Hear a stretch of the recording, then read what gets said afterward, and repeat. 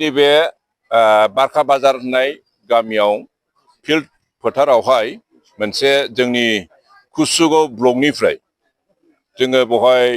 मोनसे फिसा मेल लाफैदों आरो बे मेलावनो गोबां बे जायगानिफ्राय जोंनि बिपिएफ हान्जायावहाय जोंनि नीति आदर्शफोरखौ मोजां मोननानै गोबां जगदान लाफैदों। बाव गैयालाबो 80-90 जनसो मानसि दङ आरो माखासे मानसिफ्रा गोबां खामानिनि बेस्ततायाव नुजाफैनो हायाखै। बिथांमोनहाबो फैगोन होननानै बुंदों आरो बिथांमोननि जेनाखि फैनायनि माखासे जेनाखि उद्देश्य बिथांमोनहा दानि सोलिबाय थानाय सरकारजों जेरैबायदि खांजानो नांगौमोन आरो बिथांमोननि जे सासन खालामनायाव बिथांमोना ओरैबायदि सैनो गोनां आरो माखासे जेसेबां जौगानांगौ दं बेफोरखौ जौगानाय आरो जेसेबांनाखि बिथांमोना इलेक्सननि सिगां जे प्रतिश्रुतिफोर होदोंमोन पाब्लिक रायजो राजाफोरनो जेखौनाखि होनो थाखाय जबान होदोंमोन दासिमबो मुङा मुंसिबो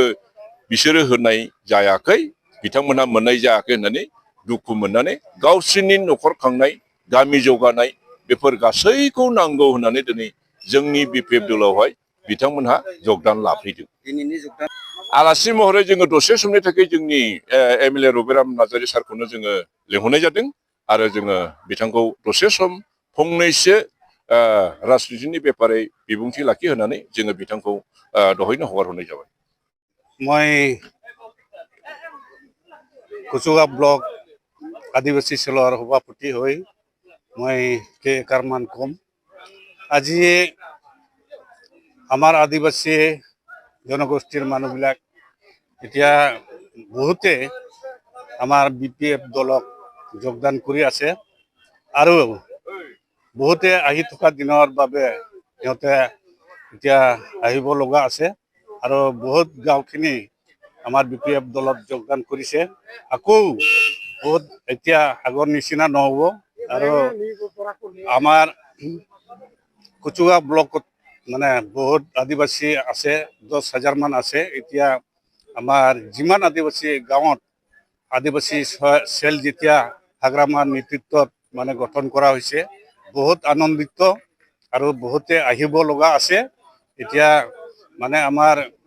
प्रचार अभियान चलाई आछे इतिया आको आशा आकांक्षा आछे आरो निश्चय आमार आदिवासी मानुहक आमार हाग्रामा सार नेतृत्व डेभलप होबो पारे मैं एटु आशा आकांक्षा करी माने আজি बहुते योगदान करी आछे आरो योगदान सेरेमनी होई आछे आरो होई थाकिबो आरो परवर्ती समयत आमार आदिवासीर कारणे डेभलप होबो पारे एटु आशा आकांक्षा करी मैं इयाते मोर